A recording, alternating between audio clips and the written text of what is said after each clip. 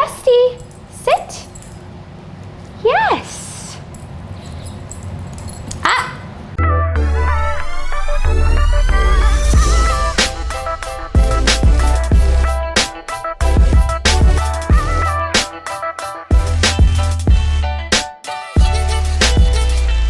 Nips at the hand? Yeah. When does he usually do it? Just like when you're walking, right? Not just staying still. So what I would work on is first walking, setting him up in those instances where he wants to do it, and you have to first shift his mind off of it completely. So first I would use a treat, the most distracting thing, to try to shift his mind off of it happening, because if he's focused on the feet, he'll never get over it to start with. So you have to completely shift his mind off. And he's not really doing it to me. So I would definitely use the times where he's just like insane and it's happening a ton to grab a treat and walk. Do what you usually do when he wants to do it.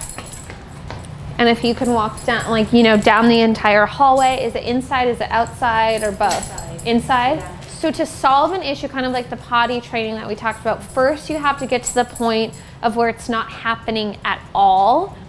And this also will help him work through just that natural instinct to like herd. He doesn't do that to the dogs at daycare, does he?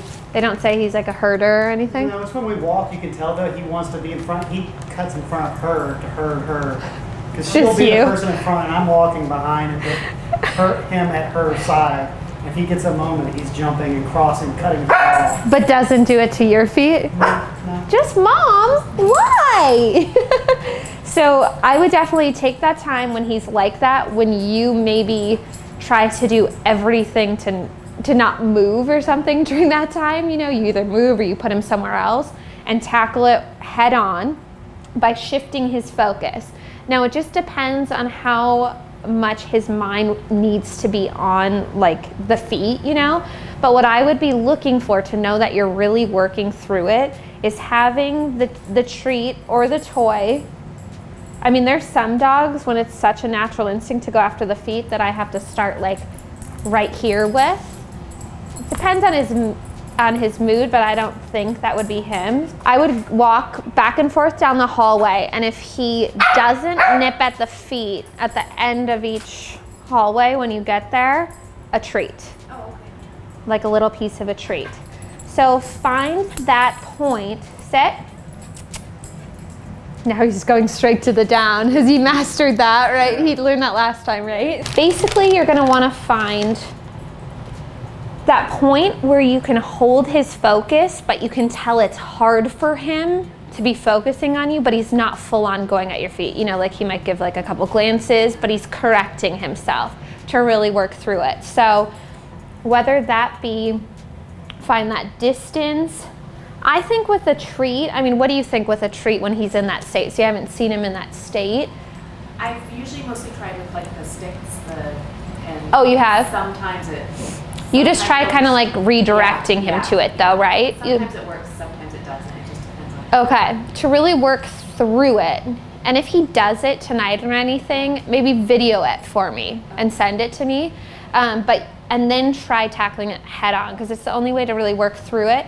That's the same kind of concept with like the sticks is like, and same thing with what we were talking about out there, like he's doing it and then you can redirect him, you know, when he does it, but to really work through the issue, you have to catch it before to really work through it. So we would walk, just really figure out if you have too much focus on the treat and he's not doing it all, go a little bit higher, use something a little bit less motivating, like you can go to the stick and use that, and then I would just walk. Come on, Dusty. Yes. Yes, yes. Be telling him yes, that clicker word. Have you guys been using that? Yes. Yes, yes, yes, that entire time. Let's say we got to the end of the hallway. Are you still eating that one treat? Was it too hard? Let me see. Oh, maybe it was. He lost a tooth the other day. He did? Yeah. So he's teething too, so Yeah. you've got everything. Yes. He's definitely entering testing phase. Yes. But does that make sense with that? So you want to get it to the point first that it's not happening. And it seems silly that, well, yeah, it's not happening because he's so focused on a treat. But to really work through anything, you have to have that control piece first. You have to have his mind completely on you. Then you can kind of let the mind go. Then let's see what he does if I walk 3 steps with just a toy. You know, lessen the distraction that you're using to really get him to work through it. Now, when does he do it to your hands? Oh, it's any time like I just want to, because a lot of times I just want to know. Oh, just like when playfully? If I just want to pet him, yeah. He's always thinking I'm a play toy. My hands Got are always it. like Okay. something he's wanting to, you know, he starts biting at me, and a lot of times I just want to bend over and pet him. Yeah, he did that to me a lot last time too, right? Yeah. Sit. So a couple things. Depending on his state, I mean, if he's super rambunctious and playful, that's not really gonna work. We'll teach him some more like self-control exercises, like a weight and stuff today, that will help you be able to do that. But one thing, I mean, your attention is a really great reward to him. He's a very praise-motivated dog too. So, Dusty, sit. So think of this as like the treat, like your hand coming at him is a treat in a sense. So the second he loses self-control, the nibbling is happening just because he's getting so excited and he doesn't know what else to do. And then when he's in a total loss of self-control, super excited state, that's probably a little bit more, right? Nipping and stuff. And he's also teething. So it's just his natural instinct to chew everything. With the petting though, Dusty, if he's calm, I would just try to not have a treat here. Not what I'm doing, kind of do what I was doing before. Ah. And if he gets up, you'll want him to just sit again. So he has to stay sitting that entire time, controlling himself when your hand is coming. Because if he's losing self-control when your hand is 2 feet away, once it comes up to you, the self-control is going to be completely gone. Because the closer and closer it gets, the more exciting it gets. I also, and you'll be able to do this when you go outside, obviously this is what you'll do, would work with him on a leash when he's in this mode, because it forces him to stay with you instead of being like, oh, I'm so excited, I don't know what to do. It kind of forces him to work through it. Dusty, sit. Yes. Ah, yes. Good boy. Yes.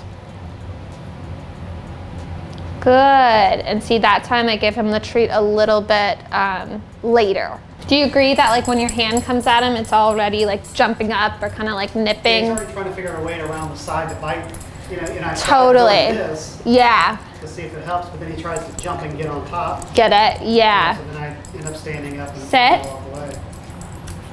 I think doing both of those exercises is going to be really good. The first one, and having him be on this leash during that time too, because the first one that I was kind of telling you about is going to help him control himself. And then this one just desensitizes him of the hand coming at him. And you can have him do a sit or a down.